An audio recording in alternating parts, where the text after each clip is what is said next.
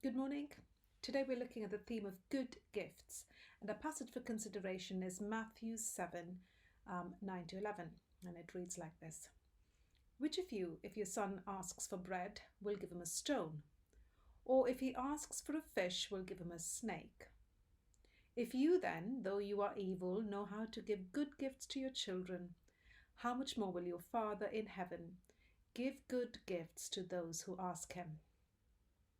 Now, Jesus here uses a form of explanation common to Jewish thought. And essentially, this form of explanation that he uses says that if a particular principle applies to a less important case, how much more will it apply to a more important case? So he mentions the less important case first.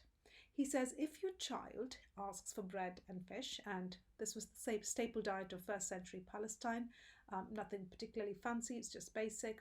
But if your hungry child asked for bread and fish, would you, as a parent, mock him or trick him by giving him a stone or a snake?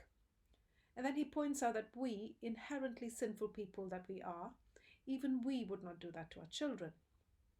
We then come to the crux of the matter and the point that he is trying to make, the more important case. And that is to say, how much more would God then provide for us when we cry out to him for what we need? So Jesus uses this illustration to clarify God's character as a heavenly Father to his people.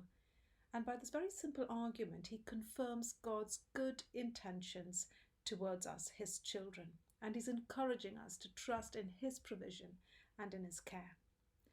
Now, unfortunately, this does not necessarily mean that you will get that Ferrari that you so desperately want and it will just drop down from heaven on your driveway. But think about it. What good gifts has your heavenly Father given you already? Is there anything that you're anxious about?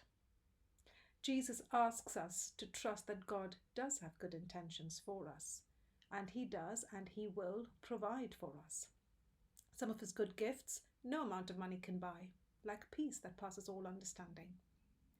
Can you trust God today to provide you with everything you need now and in the days to come? I hope you have a good day.